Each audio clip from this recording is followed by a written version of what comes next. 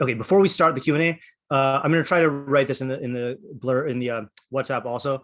So we have one more Thursday night shir and one more Friday morning shir before Purim, and I am a little late to the game this year in terms of like looking for Purim topics to do. So if you have any Purim topics you are interested in, if you can voice them before Shabbos, then I can start looking into it on Shabbos, and your odds will be higher that I'll chance upon something that we can make into a shir.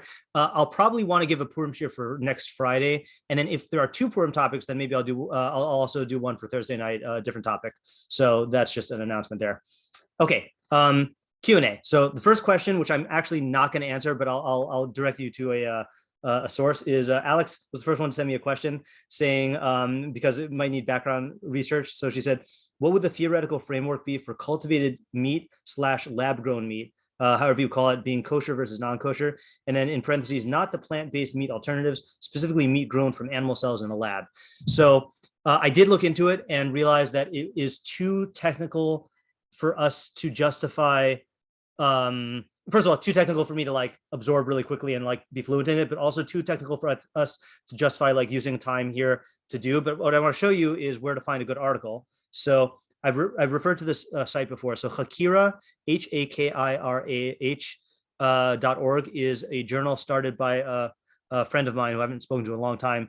A Flatbush Journal of Jewish Thought and Law and Thought, has articles from lots and lots of amazing thinkers from all over the Orthodox world. So if you click on View All Articles, it will show you can access all the articles except in the most recent issue. And then once the most recent issue, becomes the second most recent issue, then they put them all up here.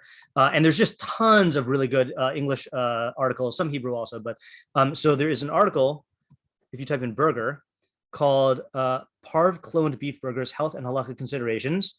And it is by John D. Loiki, who I don't know, Ira Bedzo, I don't know, and then Moshe Tendler, who is a famous posek, or I mean, not that the other two aren't, but I just haven't heard of them. And it's a 14-page article. I'll paste it into the chat. So that will probably provide exactly the answer that Alex is looking for in terms of the considerations and also I think probably the history of of how these questions were dealt with, right? For example, the sample must be obtained from a kosher animal. The animal must be properly slaughtered. These are like the considerations. And then he talks about the removing blood. Must the media be kosher? Can cultured meat be parv? That's a separate question, right? Of whether it would be a fleshig or parv. And yeah, so I think that would probably provide a good answer. Yeah. Okay, so that was a good question. I'm sorry I can't answer it, but that's that.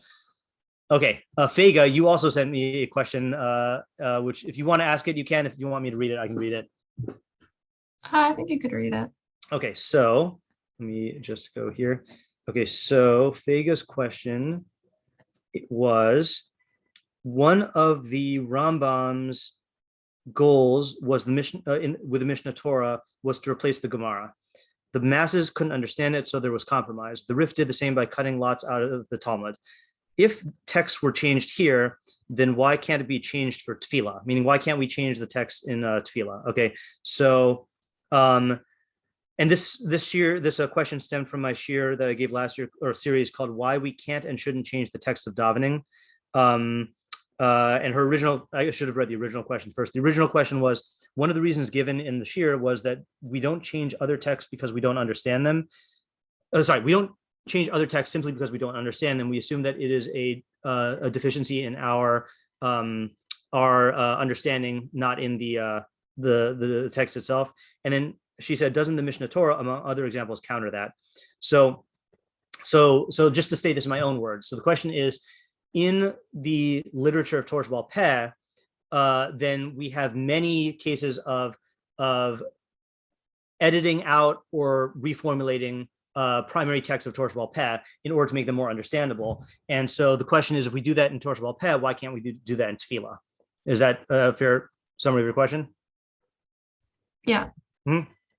Okay, so first of all, just a quick I'm sorry, okay. I don't understand what it is that we do. So for example, there's a lot of pages of Gemara, right? And what the Rif did is he basically, in order to create a halakha code, he edited out all of the statements that are non-halachic or that we don't paskin like, and only left the statements that are that we paskin like, and then also added some explanation. So he's taking the Talmud and he is editing it to make it more accessible. And then the Rambam went even further than that and took the entire corpus of Jewish law and then reorganized and reformulated it into the Mishnah Torah. So Feiga is saying, if they did that with Torah Sheba'al Peh texts because of their difficulty and inaccessibility, why can't we do that with tefilah because of its inaccessibility and difficulty? Is that clear? Okay, yeah, but I'm just not, I'm clear on what that, I mean, tell me, actually, I'm going to restate it and tell me if I'm getting this right, if that's okay. That those texts were designed to instruct us about halacha. Yeah. So instead of leaving them the way that they are, there were, I wouldn't exactly call it updated because nobody was getting rid of the Gemara, right? I mean, right. but they're reformulated in a way that if a person wants to learn something, they can learn it through these sources instead of going through the text of the Gemara. Right. And yeah, so that was done. So can that be done with tefilah like that? Correct. Yeah. Or why can't it be done with tefilah? Because she was basing this off of my shir where I said it can't be done. Yeah. So the main answer that I have is really what Esti said, which is that Torah Sheba'al Peh is only Torah if it is understood, right? In other words, like the goal is to understand it, right? Not just to have the statements out there. Like, so for the same reason that like there's nothing wrong with Rashi explaining it, writing a commentary to explain it, there's nothing wrong with presenting it in ways that are more understandable. There would be something wrong with replacing it, and that's why the statement that Feiga I don't know how much you were intentional in your wording, Feiga, but when you wrote one of the Rambam's goals with the Mishnah Torah was to replace the Gemara, that is a common misconception. The Rambam never wanted to replace the Gemara. The Rambam wanted to make all of Torah Sheba'al Peh, which is not the same thing as Gemara, accessible for so you can know what to do in halacha, and so that you can have knowledge of all of Torah Sheba'al Peh. Gemara is a separate thing, which is the conceptual understanding of the Torah Sheba'al Peh and the derivations and how they come about and how the system works. Rambam never intended to replace that. There's no statement. In fact, there's statements where he says the opposite, where his goal is not to replace the Gemara, and the Chas v'Shalom, and he says, I teach Gemara all the time, but he was addressing the fact that people were unable to analyze Gemara in a way where they were able to know what to do. And that's what the Mishnah Torah is trying to do. And he never made a motion to replace it. So you can write as many commentaries as you want to clarify. Okay, but with tefilah, then first of all, there's a halachic consideration, which is that, as I explained in that shir, just to give you, again, you have to listen to the whole shir for this. I gave, it looks like we gave 8 reasons, 10 reasons why we shouldn't change tefilah, why we can't or shouldn't change tefilah. And one of those reasons was where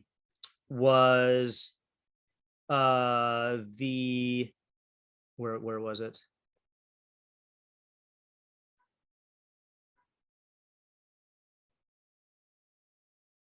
I guess I didn't list it as a separate thing. Hold on. Why did I not list it as a separate thing? Like there's halachos about not changing the text of tefilah, maybe this is just giving, okay, yeah. Because first of all, there's halachos about not changing the text of tefilah. These were the reasons for that halacha. That's why I didn't list it. So there's no halachos about text of Torah Sheba'al Peh, because Torah Sheba'al Peh doesn't halachically have a text. It was Ba'al Peh. It is formulated by teachers, so it's not like it's usher to change. In fact, it was usher to write down Torah Sheba'al Peh to make a text, and that was that had to be violated to save Torah. But there's no halachic text. And then as for the thing about why can't we change it to make it more accessible? So, you can write commentaries on tefilah to give insight into the tefilah, but you can't daven from the commentaries. Like there's a halacha of this is the text of the bracha, and this is what we must say. Why did Chazal set it up that way? I think they set it up that way because of all these reasons we gave in the shir, which is that it's not a simple thing to just initiate a conversation with God. We don't know what is acceptable and not acceptable, so we need the Nevi'im who are on the Anshe Knesset Hagdolah to give us guidance. There is great chachma in the text that if you just make up your own thing, then you're going to lose the chachma. And there you are suggesting that you would be replacing it, in your question. I'm saying like you'd be saying your text instead of their text. That's not what we're doing in the Gemara. The Gemara is, we're not throwing away Shas. We're using these texts in order to access Shas, and all these other reasons. So I in short, the answer is I don't see the two as analogous. So unless there's something I'm missing, then that's how I would answer the question. The two really are not analogous. Torah, Sheba'al Peh is Torah. The purpose is to learn it, and all of these supplemental texts were made to make it more accessible, but not to replace it. Tefilah is a halachic institution of talking before God, or talking, praising, requesting, and thanking God, that has halachos about whether you can and can't change it, and is, we preserve it from the people who created it because of all these 10 reasons. So that's my answer. Tell me if I'm missing something. Yeah, I think that makes sense. Thank you. Okay. All right, good. All right. I'm just going to keep a notepad here on the side. If you see me typing, it's because I don't want to forget which questions were asked. Changing tefilah. Okay, next question. Yeah, Ayala. I have a question based off of the Wednesday night tefilah share. Okay. Which about adding personal requests in tefilah. Yeah. So I've been trying to, I guess, do that more like based off of Wednesday night share, but I've been having trouble figuring out like exactly the balance of like, first of all, like how to formulate my own requests, and like how often to add in like new requests, or whether like I've been doing every tefilah like a different request, but I think that's just been too much. Yeah. And yeah, so like, I guess what's your advice on that? And also not detract, like I don't want my focus, or how much should my focus be on my request and how much should it be on like the actual tefilah?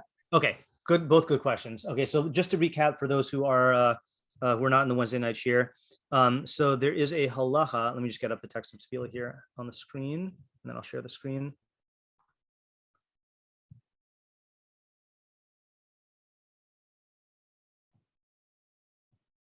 Oops. I'm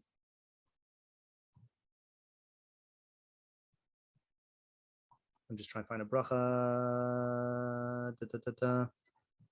There we go. Okay. So, nope, that's not it either. Okay. So let me share the screen. Okay.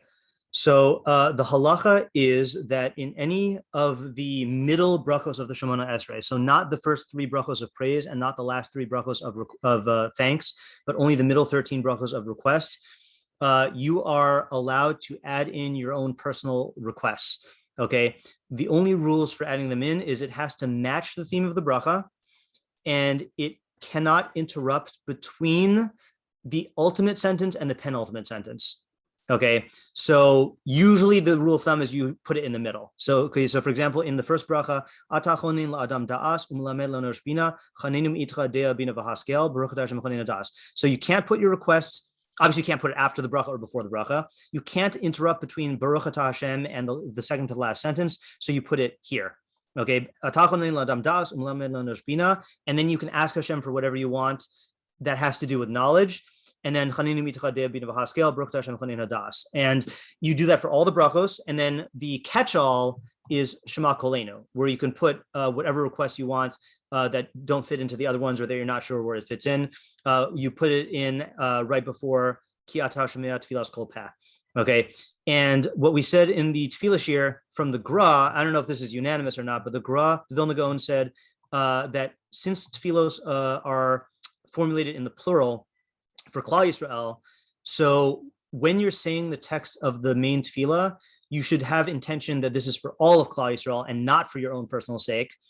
And if you have a personal need, then you must voice it as a request, right? And I don't know where people get this notion from, but I've encountered so many people in high school, kids who think that when you say the Tefilah, that you just have in mind whatever like you want, and as if like, obviously God can read your mind, but as if that's Tefilah. So it's not a request unless you say it, like having it in mind with kavan, like you need to articulate it unless you can't physically articulate it. Like if you can't talk or whatever, that's a separate story, but like you need to actually express it. And you should need to make a distinction between your own personal requests and then the standard text. So Ayala's questions are, so first of all, just any questions on those facts. Those are just halakhic facts.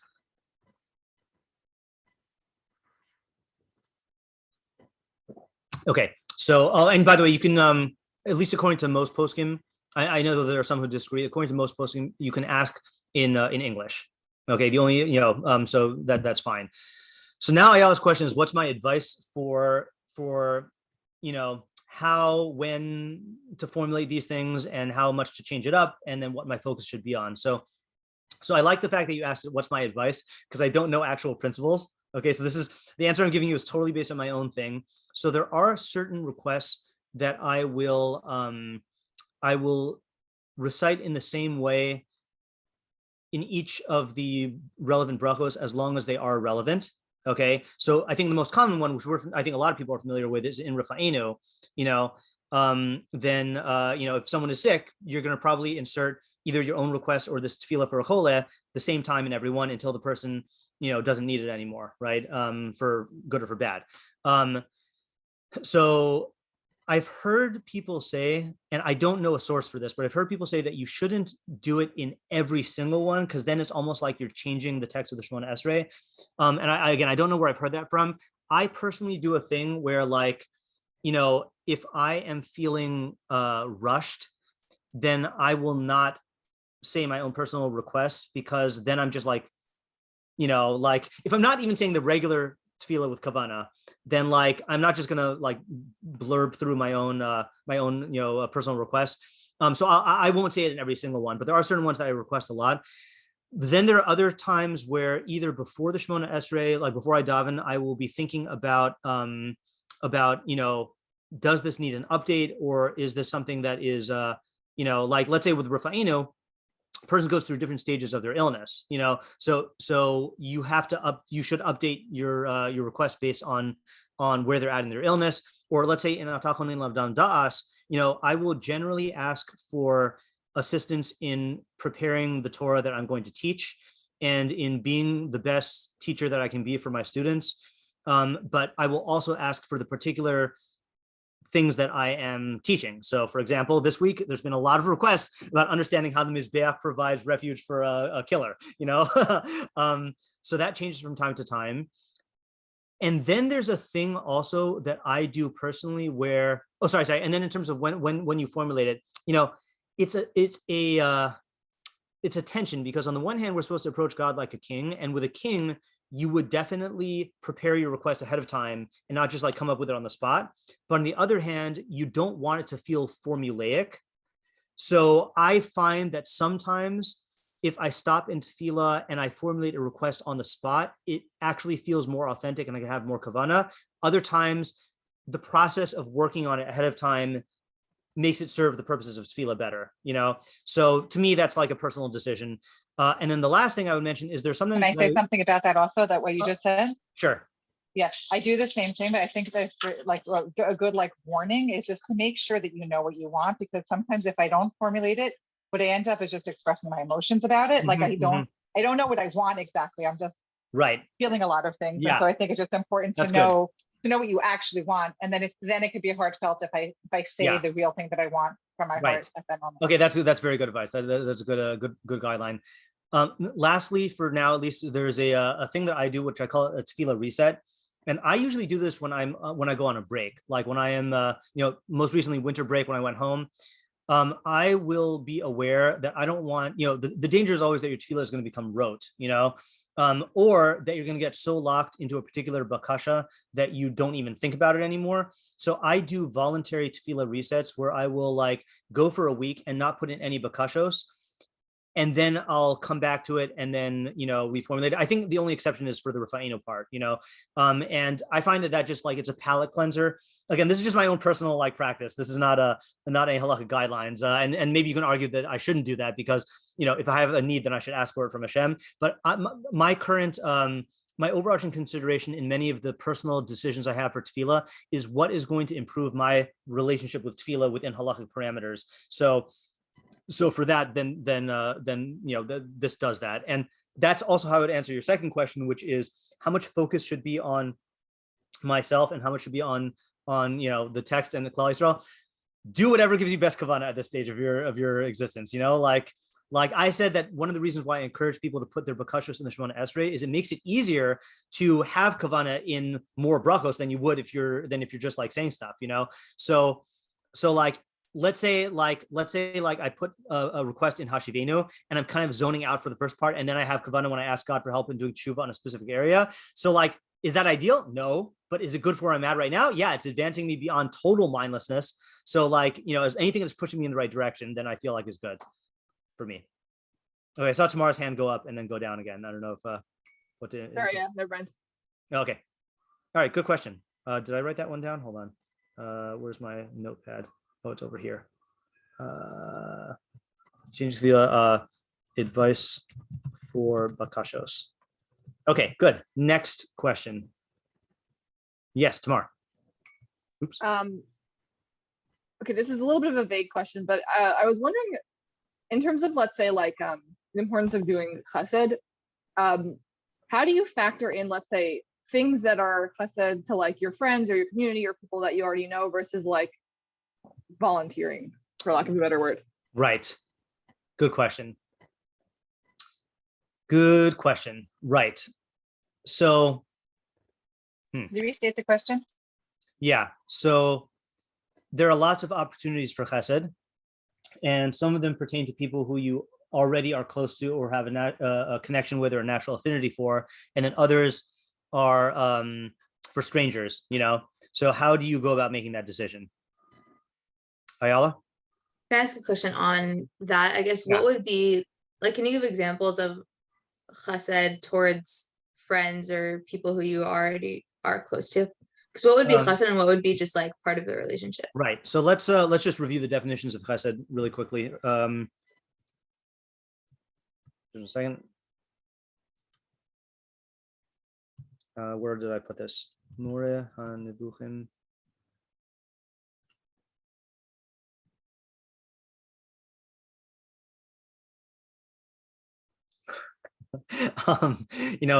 People, it's advised to back up, the stuff on your computer. And I definitely try to stay on top of that. But, for some people, it's like the photos and all this other stuff. For me, it's like the main thing is I've accumulated so many sources and source sheets over the years. It would be a real tragedy if like all of it got lost, in some disaster. Okay, so the Rambam in, I don't know if this is the most, you know what? I think I actually have a better edition of this. More Makbili. Hold on. Yeah, that's better. Okay, so I'm going to give you, these are not the only definitions, but I just want to give you the Rambam's definition in the More Nevuchim because that's the clearest to me. So he says, so the terms of Chesed, Mishpat, and Tzedakah. So I'm just going to read this in English, even though it's here, even though it's written in here in Hebrew translated from Judeo-Arabic. So he says, we've already explained in our commentary on Pirkei Avos that the implication of the word Chesed is excess. Okay, in all things that have excess. And he says the majority of the term chesed is excess in doing good. And it is known that doing good, acts of goodness in this chesed include two categories. One is doing good to someone who you don't owe anything at all. The second is doing good to someone who is fit to receive it, but you give them a greater measure than they're fit to receive it. Okay, so let's say, for example, some old woman is crossing this. Oh, here's an example. Okay, so I accidentally I wrote about this in my oh, I didn't write about this yet.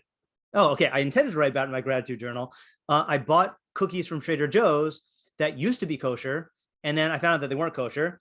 So before I opened them, then I was gonna take them back to Trader Joe's, and then I decided that there's a non-Jewish crossing guard who I interact with twice a day, like when I'm going to yeshiva in the morning and afternoon. So I just brought the cookies to her and I gave her these cookies, so I didn't owe her anything, but I gave her these cookies, as a good that she wasn't owed. And then another type of chesed is that you give someone something that they are owed, and then you give it even more. So let's say you owe, simple example, let's say you owe your friend money, and you give them more and you say, keep the change, that would be a chesed. Okay, right? All right. So then he says in Nach, then the word chesed is usually used for people who you do not have any obligation towards at all. Okay, so that's chesed for us. And he goes into what chesed is for Hashem, but I don't want to go into that right now. Okay, tzedakah is he says also has two definitions. So tzedakah means rightness, that which is right. That's why we use the English word righteousness. And he says it is used in two ways: giving someone something that they are owed, okay, like in a legal sense, and giving a created being that which is befitting their existence. Okay, that's like in an existential or like creation natural sense. Okay. He says the first use of tzedakah is not used very much in Nevi'im, where he says that, like, for example, technically speaking, if you hire someone to do a job and then you give them their wages, that is tzedakah because you owe it to them. Okay.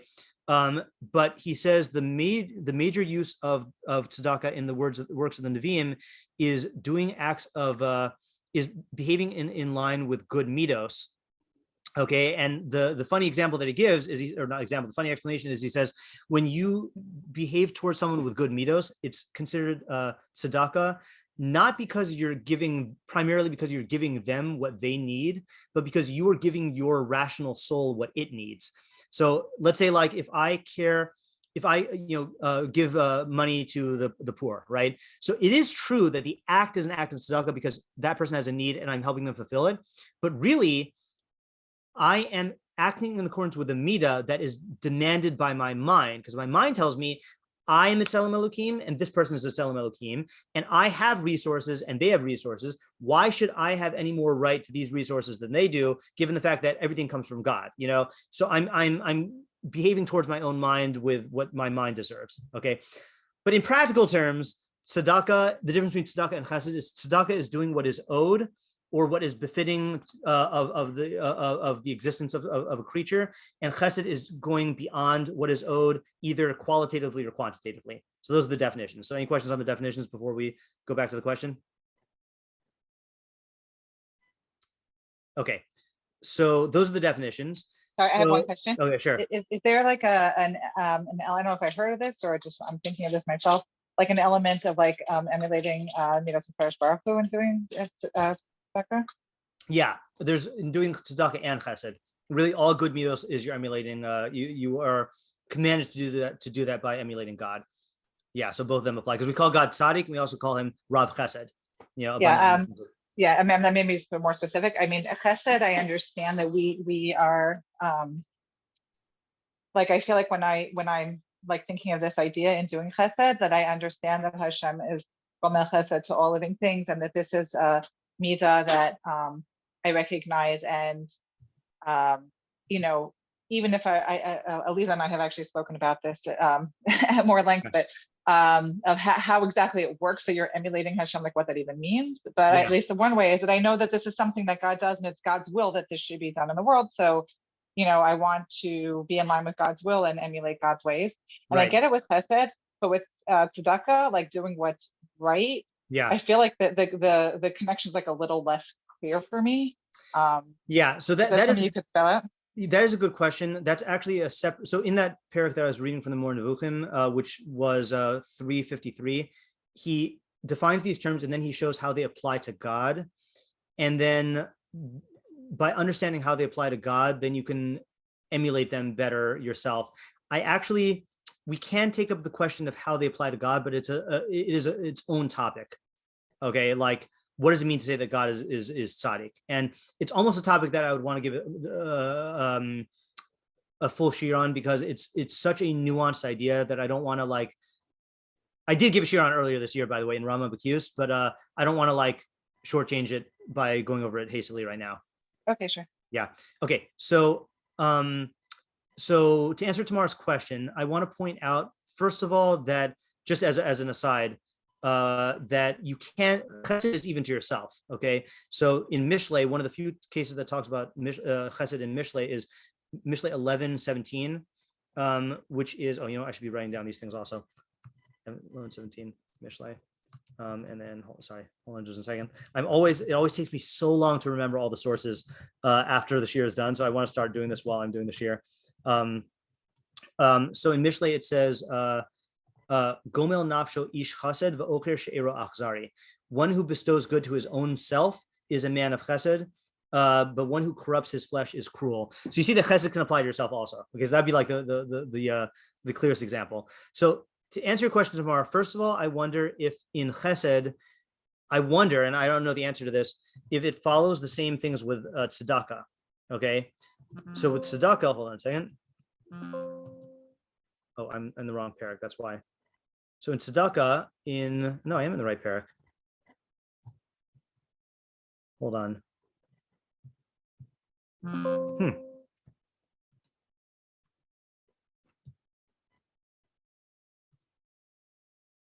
Yeah. So in Tzedakah, in Ramam in Hilchos Matanos Aniyim 7:13, it looks like, no, 7:12. I don't know if it's 7:12 or 7:13. It says, Ani shuhu krovo kodem l'chol adam. A poor person who is a relative of yours comes before everybody. Okay, in terms of tzedakah. Well, first of all, there's your own household. Okay, your own household comes first for tzedakah, then a poor person who's a relative, then of aniye beso, then people who are part of your household, kodmi la'aniye iro. They come before your the poor people in your city. V'aniye iro kodmi aniye iro acheres. They come before people who are the poor of another city. Okay, so that's a hierarchy in tzedakah, and we have to look through like the halachos. Like the Aruch HaShulchan says that this is not a hard and fast rule, but just like a general priority. So one question I have is, could you extend the same thing to Chesed? I don't know the answer, but that's just a possibility. What I would say, and this is not halachic, but just I would say that when it comes to Chesed, since it's not something that is dictated by obligations, like tzedakah is, then doing Chesed that is going to be better for your midos. Well, here's two considerations. One is what's going to be better for my midos. The other is what is going to lead me to do more Chesed. So like going to a stranger, helping strangers is probably going to be better for your midos in many ways, because it's going to strengthen the identification with the other person and the need for, recognizing like yourself as a Tselem Elokim and emulating God by doing Chesed for everyone, et cetera.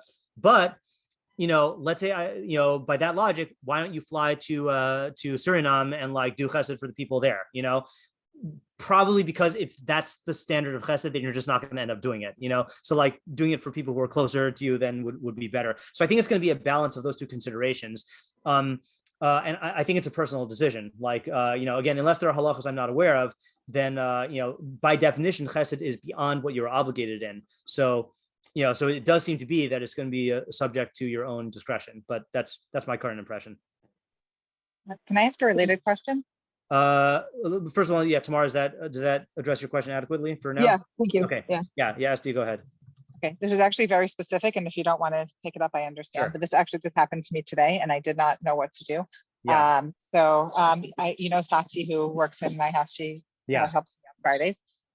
So she happened to have been telling me about a family in Guyana, just a desperately poor family whose father had been killed in a riot some years ago. The children are young adults, but one of the sons lives in New York and is a taxi driver and sends cars back that they try and sell. Basically, they had a fire and they literally lost everything. They had only their clothes. Wow. And the mother is in the hospital. She had had a nervous breakdown, and it was so sad. It was just so horrible. She was just telling me literally like everything, the cars that they were able to save one car that they sell.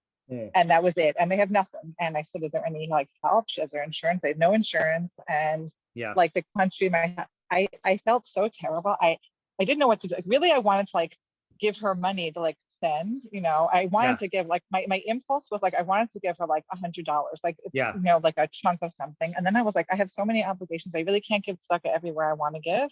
Right. But then I also felt like as a Jew, it just felt wrong to not do anything. I gave her $20. I said, I know it's not a lot, but is this something you could send to them somehow? And I just really wasn't sure how to make a decision like that. And I'm interested what you have to say. Yeah, I mean, like an akhtar to not do anything. Yeah, it just felt wrong. Definitely giving is the right thing to do. In terms of like how to juggle priority of that versus other things, that you have to ask a shaila for. I will point out that just because this is a common misconception, there are a lot of halachos that say that we give tzedakah to non-Jews. Okay, so for example, Mefarnis. So in Hilchos Matzanos Aniyim in the Rambam 7:7, Mefarnisin u'mechasin aniyei goyim im aniyei Yisrael mipnei darchei shalom. So we provide a livelihood and we clothe non-Jewish poor people along with Jews because of ways of peace. Okay, now I know a lot of Jews who automatically assume that ways of peace equals like so Jews don't look bad, or like for political reasons, politics, right? Like, so it's possible that some people hold that, but the Rambam definitely doesn't hold that. He doesn't hold that that's what Darkei Shalom is, and the proof is in the laws of how we treat Bnei Noach in Hilchos Malachim. Let me just see what chapter it is. I think it's chapter 8 or 7 or 10. Wait, let me look at 7 first. Nope, let's look at 10. Yeah. So he says so this is in the laws of how we relate to Bnei Noach, okay, to non-Jews who keep the Shavuot mitzvahs Bnei Noach. So that's a ger toshav. Ger toshav is a non-Jew who formally accepts upon himself to reject avodah zarah and keep the Shavuot mitzvahs Bnei Noach in Eretz Yisrael, which we don't do this anymore because there's no Sanhedrin. So he says for a ger toshav, he says we shenogin im ger toshav b'derech eretz ugmilos chasadim k'Yisrael. We conduct we behave with them. I don't know if derech eretz here means like just with good midos, but and chesed, just like a Jew. Shari'anu mitzuvim lahachiyosam. We are commanded to give them life, to sustain them. Shnemar, as it says, lager asher b'sharecha tiznen v'achala. You should give it to a convert in your gates, and he should eat it. That's talking about when you have meat that's usher, and says you should give it to a ger. That can't be talking about a ger tzedek, a Jewish convert, so it has to be talking about them. So there's certain restrictions on how we greet non-Jews, but that is by regular non-Jews, not by ger toshav. But then he says, afilu goyim, even like full-fledged non-Jews who are over the avodah zarah, sivu l'chachamim lebakir choleim. The chachamim advised us to visit their sick, v'likbor mesehem, and to bury their dead in Mesei Yisrael with the Jewish dead, u'lefarnes aniyehim bichlal aniyeh Yisrael, and to provide a livelihood for their poor, like we do for the Jews, mipnei darchei shalom, because of ways of peace. Okay, now here's what I wanted to get to. Hari Ne'emar, it says in Ashrei, Tov Hashem lakol v'rachamav al kol ma'asav. God is good to all, and His mercies are upon all His creations. V'nemar, and it says in Mishlei, Daracheha darchei noam v'chol nesivoseha shalom, that its ways are ways of pleasantness, and all its paths are peace. So, if someone wanted to claim that giving tzedakah to non-Jews because of darchei shalom means, that we don't want the goyim to like hate us, or we don't want to create a chilul Hashem, that is not consistent with the way that the Rambam is supporting it, because he's saying when we give money to non-Jews who are poor, we are emulating Hashem, that Hashem is good to everybody. Hashem is not playing politics. Hashem is good to everyone because He is good, and He's merciful to everyone because He is merciful on everyone. And the paths of Torah and Chachma are peace, because that's an intrinsic value. So us giving to non-Jews, it's a halacha because it's intrinsically good for the same reasons that tzedakah is good. So that's what complicates the issue, because I don't know how this interacts with the actual halachos of who we prioritize when we give tzedakah, and that you have to ask a shaila for. But definitely the fact that you giving is definitely a kiyum in tzedakah. Just to the question of prioritizing is the one I don't know.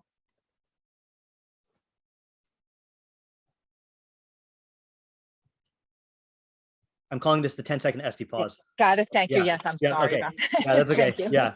Okay. Giving tzedakah to non-Jews. Okay, that was another topic. Okay. And then there was tomorrow's thing of chesed to friends versus strangers. I'll reformulate this later. Okay. Next question.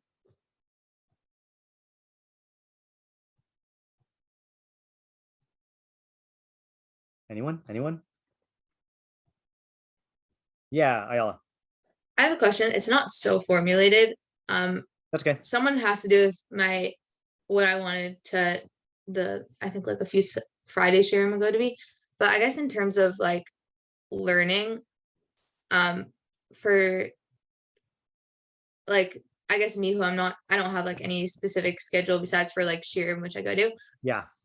Is there any, I don't know if this is like something that you could generalize or not, but like some sort of thing would you recommend I spend my time more on in terms of like investing in learning?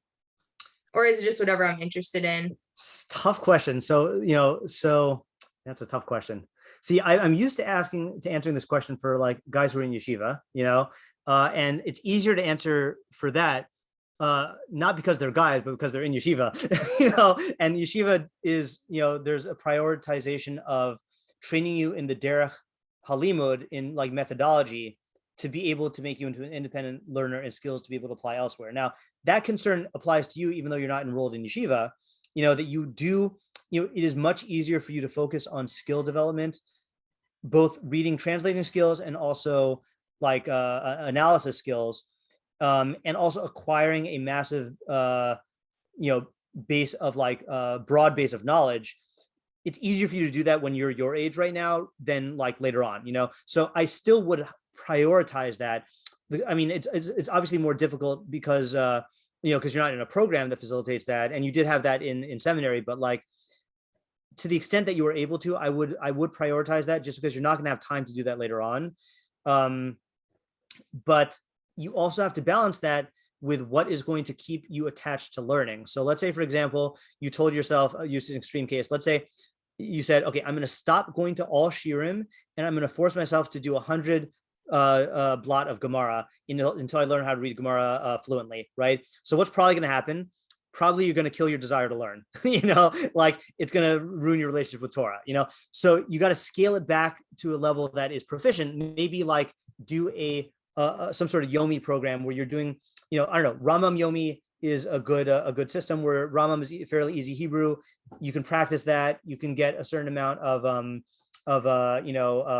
broad base in knowledge. If you do want to work on Gemara, like there are Daf Yomi things that there are resources available to everyone. If that's too much, like setting up your own Yomi thing in terms of a translation. So I would say that at your particular age and stage in life, then working on skills until the goal is to become as independent in learning as possible, So definitely in these years, to the extent that you can do that, especially with a chavrusa or in a shir, then do that. And then beyond that, there is also, I think, a priority on knowing practical halacha, and that also like you have to balance that between like what's going to be just boring and like like you could learn all of Hilchos Shabbos and spend the rest of your life doing that. I don't think that's going to be wise. So you have to balance that, and then getting a grounding in certain foundational things, whether that's foundational philosophical ideas, or like familiarity with the Chumash. These are things that I think you're already doing, like in the shirim that you're doing and your own learning to a certain extent. But I am a big advocate of in Adam Lomin Allah b'makom sheli b'chafetz, that you should really focus primarily on learning what you desire. And all of Torah is interconnected. The learning that you learn in areas that you desire, you're going to retain more, you're going to gain more out of, it's going to excite you. You have to learn, your relationship with learning is not going to be kept alive unless it excites you. You can't be dragging yourself to learn. I think there is a certain dragging yourself to learn that you have to do when you're building your skills, because that's not fun. But even in that, like learn area, let's say you're learning Bakashah, pick a topic that's interesting, and so I think that like enjoyable learning should be given the fact that you're not in a program, enjoyable learning should be like the primary factor, with an eye towards building a base knowledge and base skills. Like that's the general guidance I'd have. Okay, thank you. And then one more question, which I don't know if you could answer, but in terms of Gemara learning, you mentioned. Yeah.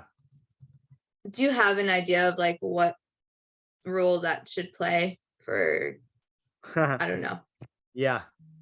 Especially, question. I guess, like if it would just be like Bakashah or just like learning how to read Gemara. Right. Okay. So I'm going to, let's see. I'm going to state a non-controversial answer now, and then I'm going to stop the recording and state a more controversial answer. Okay. So the non-controversial answer is, I think for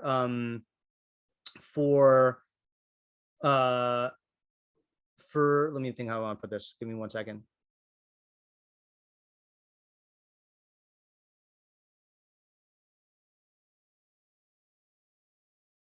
Maybe this whole thing's controversial. All right, I'm going to stop the recording. Pause the recording. Wait. Okay, any other questions now that we're done with the controversial answer?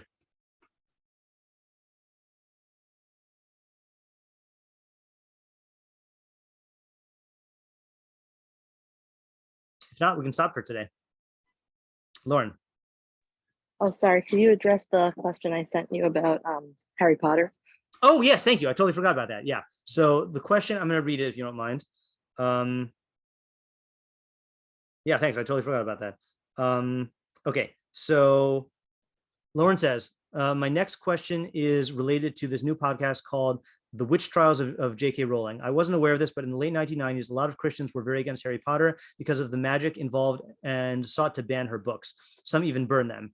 They quoted psukim from the Torah to justify their behavior, saying Judaism says to kill witches, root out divination, necromancy, etc. I'm a big Harry Potter fan, and even though the books involve magic, they're about so much more and filled with deep insights. But do the Christians have any basis to their argument? Is Harry Potter usher because it's about magic? Furthermore, what should our approach towards books that contain messages that are contrary to Torah? In this podcast, J.K. Rowling said about people who burn books, quote, burning is the last resort of people who cannot argue, end quote, arguing that we shouldn't be afraid of contrary opinions and should instead know how to defend our beliefs. J.K. Rowling said she would, quote, never burn a book ever, end quote, even if it's about something she finds very abhorrent. I find this idea appealing because it relates to the freedom of inquiry and humans using their intellect, but I'm wondering how the Torah would relate to this idea, especially since we are commanded to root out avodah zarah and be careful about consuming heretical material. I'm thinking about lo sasuru achre levavchem. Okay, so two good questions. So first question, which by the way, being a child of the 90s in a very heavily evangelical Christian community, I mean, my, one of my best friends, his mother, he was an evangelical Christian, and his mother was very makpid on not doing anything that involved magic. I was playing Magic the Gathering, with my friends, and she bought him a card game called Salvation, which was the Christian version of Magic the Gathering that was about saving souls for Jesus. And like, she wouldn't let him like watch Harry Potter or anything like that, So it's easy for us to look at that and say like, oh, that's ridiculous. But at the same time, as Lauren points out, the Torah does have many prohibitions against magic. Let's just review them really quickly, just to get into the spirit, no pun intended here. In Hilchos Avodah Zarah, V'chukos Hagoyim, see, that's another example of the Mishnah Torah, which we didn't record. So even knowing the categories of Torah is an amazing thing. So for example, the Rambam didn't just write Hilchos Avodah Zarah. He called it Avodah Zarah V'chukos Hagoyim, despite the fact that there are 51, knowing the number of mitzvahs in each section, like all of this is why the Mishnah Torah is important. Okay, but anyway, there are 50 mitzvahs about, there's 51 mitzvahs about Avodah Zarah, and only one of them is to not follow the Chukos Hagoyim, but there are other things categorized as that as well. And part of the Chukos Hagoyim is all these occult mitzvahs, which are found in chapter 11. So the occult mitzvahs are, for example, I'm just going to state them just so we know what we're talking about. Not to do omen reading, not to do fortune telling, not to do me'onein, okay, which is the one that we're going to talk about. I'll define that in a second. Not to say incantations, not to inquire of the dead, not to consult an ov or yidoni, not to do sorcery. Okay, so those are the categories. And in lo se'onenu, the Rambam says like this. Ezehu ma'onein. What is ma'onein? And it's a bit of a mystery where the word comes from. So he gives two definitions. Elu nosne ha'itim. These are people who are givers of the times. She'omrim b'itztagninus yom ploni ra, yom ploni tov. They say in their astrology, this is a good day or an inauspicious day, and this is an auspicious day. Yom ploni ro'i lazos bo malaka plonis. Such and such a day is good for doing such and such. Shana plonis o chodesh ploni ra ladavar ploni. Such and such a year or month is good or bad for such and such. Okay, so that is one type of ma'onin. And then he says asr la'onin. It's asr to do this type of astrology. It's usher to do this, and even to make known these falsehoods that fools imagine are words of truth and chachma. V'kiven malachto o halichaso beoso ha'es shekavu hobri shemaim harizeloke. Anyone who acts upon this type of astrology or orients his malacha or his journeying to be in line with a certain time that is said by these astrologers gets malchus shnemar losa onenu. It says don't do onen. Okay, then, and this is the one we're going to do. V'chein ha'oches es ha'inayim. Someone who prestidigitation, someone who does a sleight of hand. And he makes it seem in front of the witnesses that he did something astonishing, but he didn't really do anything. This is included in that Isser, and he gets Malchus. So plain pshat is the Rambam does not mean like if I do a coin trick that everyone knows is magic. He means if you actually like do a sleight of hand and you try to convince people that this is actually like a real thing. So that's in the Mishnah Torah. And in the Sefer Mitzvos, he gives a reason for that mitzvah. Okay, let me just find it. So he says, why do we care about this? Hold on just 1 second. Yeah, so he says like this. So he gives examples. Who sug gadol? So he says, that's someone who does sleight of hand. But who sug gadol? Kisuge hatakbulus v'nosaf l'kach kalus tinuas hayad. So this is a big category of tricks which involves really fast hand movements. Nidmim la'adam devarim bilti amidim, to the point where people will imagine that things are happening that are not real. Kamosha anu roim shem osim tamid, like we see people do constantly. Shemishu lokeach chavel biado v'nosno b'knaf bigdo leine b'nei adam v'achkach motzio nachash. So a person will take a rope and he'll put it into his garment and then transform into a snake. Ozorak tabas la'avir umotzia mipi adam shalafana v'kiyotza bezeh. Right, he'll take a ring and he'll put it in the air and then make it vanish, so he'll pull out of someone's ear, right? He says things that are very popular among the masses. All of these things are aser. Okay, here's the new point though, and this is going to answer Lauren's question, I think. Vimzeh, and with this, hugoniv das abrios, you are tricking people. Vahefsed hanigrim al yidei kach atzum meod. The harm that comes from this is very severe. Shehadvarim hanimnaim lachalutin, things that are absolutely impossible. Naasim efshariim be'enei haschalim v'hanashim v'hanaarim, become possible in the eyes of the foolish men, women, and children. Umachashavtam, and their minds, their thoughts, misrageles, become accustomed lekaba as hanimnaos, to believe impossible things, v'lachshov shehem efsharim lios, and think that they are possible. V'havinze, you should understand this. Okay, so he's saying that the great harm, the reason why the Torah prohibited this is because it accustoms people, especially people who are either ignorant or undeveloped intellectually, it accustoms them to believe in the impossible. And like Rabbi Zucker once said, that these things that the Torah prohibited with magic are like the soil from which Avodah Zarah sprouts, is believing in impossible things, believing in things that appeal to the imagination.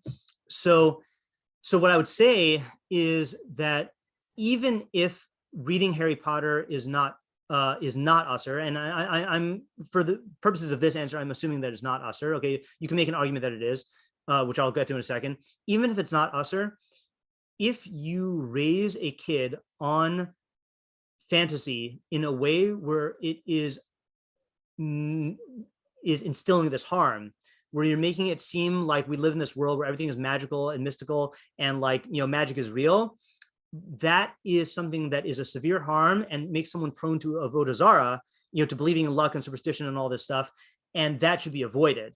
Okay, however, if we all know, we here know that stage magicians are just doing sleight of hand. Okay, I don't think there's any of us who will see a stage magician sawing a woman in half and think that he's actually doing magic. Okay, but there are people who do believe these things, especially, let's say, like, I think an easy one is mentalists.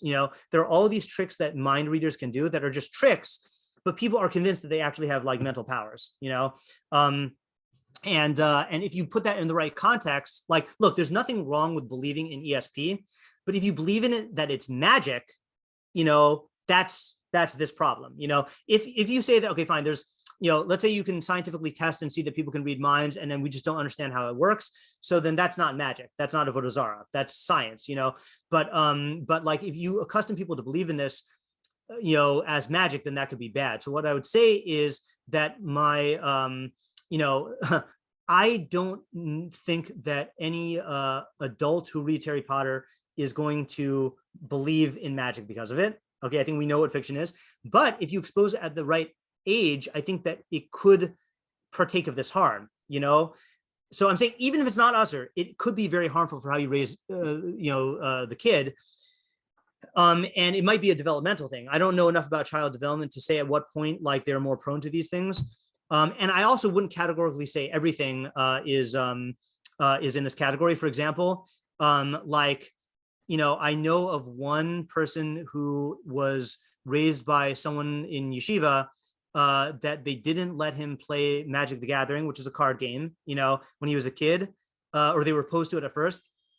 And then I heard this kid's dad at one point say like, okay, now that this stuff isn't real, well, you know what?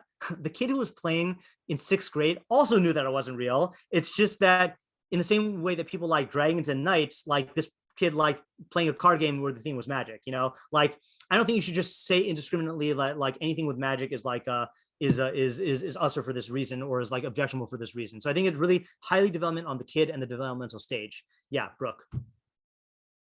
Oh, I just wanted to add that I started reading Harry Potter when I was like 6, and Yeah. it was never like, oh, this is real. It was always, that's so cool that someone thought of this. Right. So I think a lot of it depends on. Oh, sorry. Go ahead. Also, like framing it to a kid that way of this is so cool that a person made up a whole world like that. Right. I think would Yeah, significantly I think there are influence probably them ways well. to raise kids where you introduce this to them at an early age and you counteract this trend. I do think that there is some merit to saying that like, certain kids are very prone to this type of thinking, to like, thinking that their wishes can translate into reality. And even if consciously they knew that this wasn't true, you can unconsciously make them predisposed to like, like believing in these things. I'm not saying that that's the case in your example, but it's a very delicate thing. But I agree that, yeah, you can, I think I was also raised knowing that fiction is fiction, and like, I saw like, here's an example, right? You show kids, movies with magic, right? When I was a kid, I was very into special effects. And so I would, from the same time that I was watching, wizards casting spells on the screen, I was also watching things about how they made those special effects, so like that obviously like that's the man behind the curtain in the Wizard of Oz, that showed that there's like nothing real about that. Yeah, Alex, Can I throw something else into the ring? Oh, sorry. Go ahead. no, go ahead, Esty. You can take priority because your hands are full. Yeah. Oh, okay, thank you. Yeah. I actually got unmuted in a timely way. Okay, good. Yeah, so just to throw something else in the ring, I once had an ongoing discussion with another parent in yeshiva about Harry Potter, and as my kids were reading it, and Yeah. this person felt that their kids should not read it, and maybe was even discussing it with Rabbi Chait about, I don't know, I'm not going to say anything about Rabbi Chait said, but it was like an ongoing discussion. He was really trying to find out like what is the right thing to do, but he felt that that, if I'm going to say what I recall his argument being, Yeah, sure. that you're in enjoying books like that, a person is acclimating themselves to delight in things that are not reality, that the actual pleasure is not being away from reality. I mean, my feeling was that kids are not like, we're just not robots, and there's other things. And I happen to think Harry Potter has a very many great human development themes that are very valuable.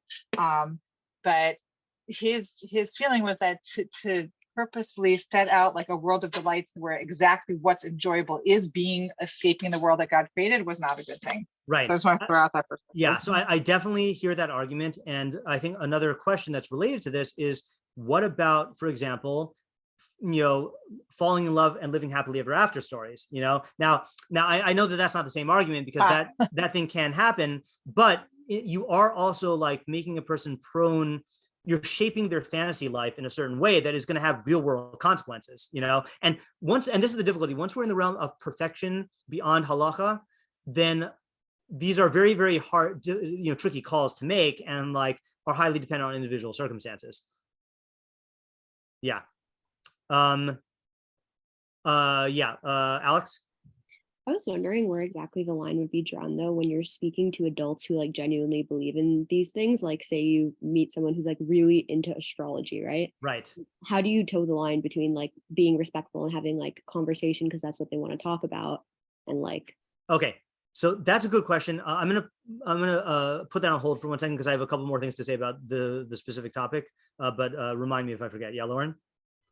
Yeah, I wanted to say I feel like kids intuitively know that it's not real. I mean, I actually like yesterday I was talking about a midrash at my table, and like the one with the baby teaching the kid the whole Torah, and Yeah. like my daughter Sophie, who's 7.5, she just like could tell that this might not actually happen in reality. And I feel like she reads books where animals talk. She knows that the animals aren't really talking, you know. Right. But I think there's also a greater idea in like teaching an idea and using the like there is an idea of fantasy and people like reading fantasy, I guess, as an escape to the world, like Rebbe's saying, but also sometimes in fantasy you can teach the ideas. Right. So I'll counter that with another example. Like I agree that that's possible, but I've encountered many high schoolers who don't have that ability, even as high schoolers. And then the best example I have is there's someone I know who is a trained psychologist. Okay, and she's from, and so we're talking about someone who ought to be very aware of like psychological phenomena. And I remember one day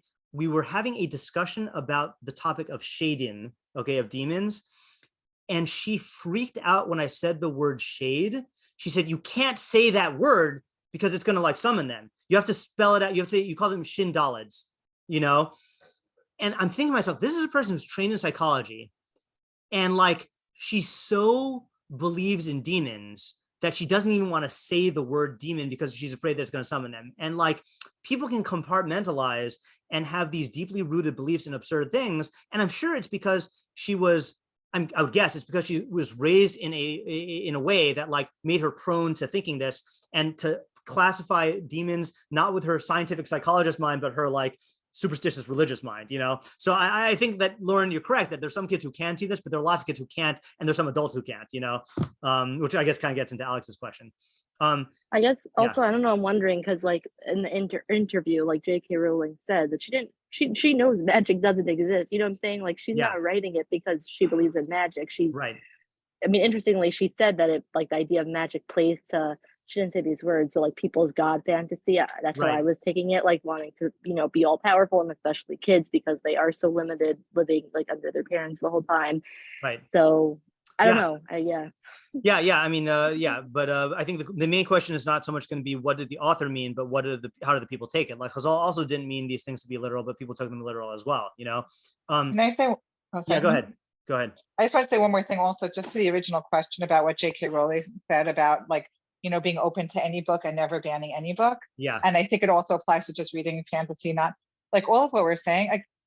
I think in the context of a human being's life, there's a lifelong struggle to be able to tell what's reality and what's not reality. I mean, fiction books we know clearly aren't, but there's plenty of things, including social dynamics and ideas, and it's a long haul. And there's things, I mean, I just turned 52. There's still plenty of things I used to think were true, and I'm realizing, you know what, that's actually not how it is. It's not how it works. This is part of the Derech HaChaim. Yeah. And I think the most important thing with children and with anybody is to be able to hone and the ability to be honest and to understand what knowledge feels like. And it's not a question of reading fiction versus not reading fiction. I mean, kids know what's real, what's not real, but there's plenty of things that they can't tell what's real and what's not real. But we're always trying to be able to tell the difference of being very, you know, having a lot of excitation about something and being able to tell like what actually it feels to know something. Right. And I think that the original thing of maybe never burning any book is perhaps overestimating people's ability to be able to tell that difference. Yeah. I feel like the Torah protects us because it realizes, you know, some things a great chacham might be able to tell the difference, but you know what? Most people just shouldn't get involved in certain areas because it's just, it is a difficult thing. I mean, if you didn't have Torah, then maybe you would say, okay, there's no idea. I mean, there's no idea I wouldn't hear, but at the same time, you have to be realistic about what you're able to handle and what you're able to discern and what's too attractive and not attractive. And I think that's, I mean, you tell me, I think that's the Torah's position. Yeah, you know, I think so also. There's not just to respond to that, and then I'm trying to keep track of all the things to respond to. Hold on. So first of all, oh man, I just forgot the point I was going to say. First of all, yes, I agree with everything you said. Oh, I know what I was going to say. I don't want to pretend I'm addressing Lauren's second question yet about burning books and freedom of thought. I want to set that aside. I did want to say that you also have to be cognizant of how the kid is going to react to other things you're doing in your parenting if you prohibit certain things, right? So, for example, there was one technique that let's say, okay, like I think with my friend who was raised, Christian, he felt left out from the fact that like all the kids were doing Harry Potter stuff and he was not, and that might have a detrimental impact on like them listening to you for other things or their feeling about Torah if you associate this with Torah.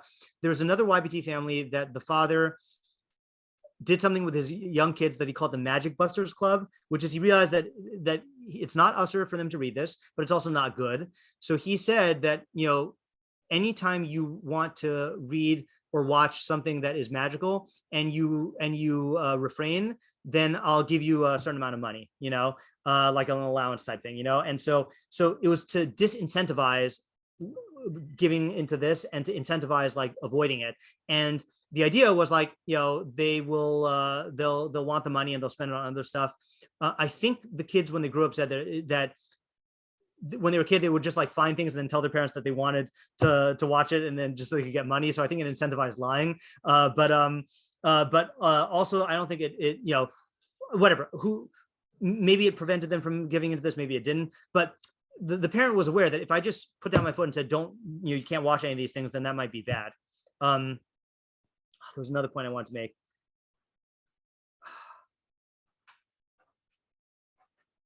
Okay. Was it about what I was saying? Because I think so, but I can't remember anymore. The first thing I was saying about lifelong challenge to be able to discern what's reality and what's not reality. Yeah, right. And that's why I brought up the thing about like the happily ever after story, or look, like if kid, what kids are going to think if they grow up in America, they're going to think that money makes you happy, and that's not real, right? So like, there's so many things that if you're going to try to ban anything that caters to an emotion that is a fantasy that's going to lead them off the derech, in some way, like ban everything, and like, that's just not realistic, So I would say like, be very wary here of sticking to the halachos. And this, I want to start to segue into, first of all, let me address Alex's question really quickly about the, what do you do when someone believes in astrology? So what I've done, and again, I encountered this a lot with high schoolers, I do clarify it, and assuming this is a Jewish person, first of all, everyone agrees that following astrology is asur midoraisa. No one disagrees with it. That is one of the unanimous Taryag mitzvos. Okay. Having said that, there is a question of, is astrology real or is it false? So I always tell them, look, it's a three-way machlokas. You have people like the Rambam, who says that it's all fake and it's nonsense. Then you have people like the Ramban who say that it's real. And then you have people who are in doubt, like the Rabag, who say like, well, he didn't say about astrology, he said that about magic, He says, I don't know. We don't have enough evidence. And then I also add that the Ramban's argument for why it's real is he says, we witness it with our own senses. And the Ramban always was very, careful that everything he believed, he says, was based on like empirical evidence. And I say that if the Ramban were alive now, he would change his opinion because we empirically know that magic is not real, So I just give them that information and then that's it. If someone wanted to argue that, no, it's definitely real, then you can say to them, okay, fine. So then all the Rishonim who said it's not real, we're just idiots, like if you're talking to a Jew, then yeah. But look, if the person is not open to, if the person wants to believe that it's real, he has, they have what to rely on in the Masorah, even though I think it's wrong. But no one can say that no one can legitimately say in the name of Torah that you are allowed to follow astrology because that's asur midoraisa according to everybody. What about in the case of when you're talking to someone that isn't Jewish? Because I recently had that experience at an interview where I met someone who was like really, really into astrology. Right. They weren't like new wave astrology people. Like it was like in their like religion and culture. Right. So, like, right. So look, I mean, following this losase is not part of the prohibitions for B'nai Noach, so you're not going to run into halachic issues there. And look, people will believe whatever they want to believe, and to the extent that you can. There's a question, similar question was asked this morning, and my rule is the same as the rule for rebuke, which is kashim mitzvah lomar davar hanishma, kach mitzvah shelo lomar davar she'eno nishma. Just like it's a mitzvah to say something that will be listened to, so too it's a mitzvah to not say something that will not be listened to. you know? So if it's not gonna listen to you, then don't say it. Yeah, Where and was you that don't- from, what you just said? It's a Gemara. I should find it because I have to find the source for my. I've not been good at writing down my sources. Kishem shemitzvah lomar davar hanishma nishma.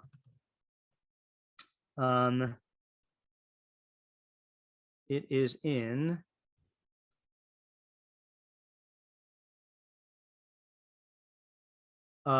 Yevamos Samach Hey Amud Beis. Is this applicable too when you're talking to Jews who are like not following halacha? Like if you know they won't follow, then you shouldn't talk about it with them. Yeah, that's the general rule. We say that mutav sheyihu shogegin v'al yehu mezidin, that if someone is not going to follow a halacha, and let's say unintentionally they're violating halacha, and you tell them, so all you're doing is you are making them violate it intentionally. You know, so you shouldn't do that. You should let them violate it unintentionally. Yeah. Okay. We're getting a little off track. So back to Lauren's question, her second question, unless Lauren, is your hand raised for another point on this one? Oh, no, sorry. I forgot to. Okay, fine. So Lauren's second question about the burning books. I don't want to go into this whole thing now because this is also a whole topic. Yeah. You know, the classical liberal position, and by classical liberal, I mean like, you know, John Stuart Mill, Thomas Jefferson, founding fathers, is that freedom of speech is a primary thing, and that you know, we shouldn't engage in censorship. The Torah is obviously not of that opinion. You know, we do hold lo sasur achrei levavchem achrei einechem, is that you know, I gave a whole shiur 2 years ago on is the Torah for or against free thinking. Listen to that shiur where I go into like what the Judaism's position is. But yeah, we don't hold that all thoughts and text should be allowed to be like learned and studied by everybody, you know, and that certain books we should I don't know about burning, but we should keep out of circulation. But it's a complicated issue, you know, like you know, people started burning books you know, to get rid of the Rambam because they didn't like his ideas, and then that led to the burning of the Talmud, you know. And so it's very, very difficult on a practical level to know, you know, with censorship, how to exercise that power. But the Judaism does not hold that like it's a free-for-all, you know. And the reason why is we realize that, yeah, on the one hand, man's created b'tzelem Elokim, and like you should seek truth, and but on the other hand, not everyone is ready and has the proper methodology or emotional perfection to be able to like handle all ideas at all times. So yeah, I mean, that's the short answer to that.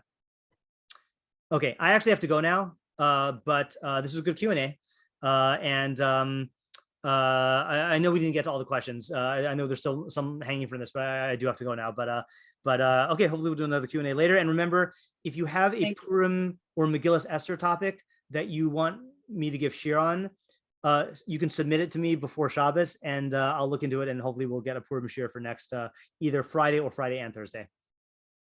Okay, thank you for coming. you. Okay, Thank bye. you so Thank you. much.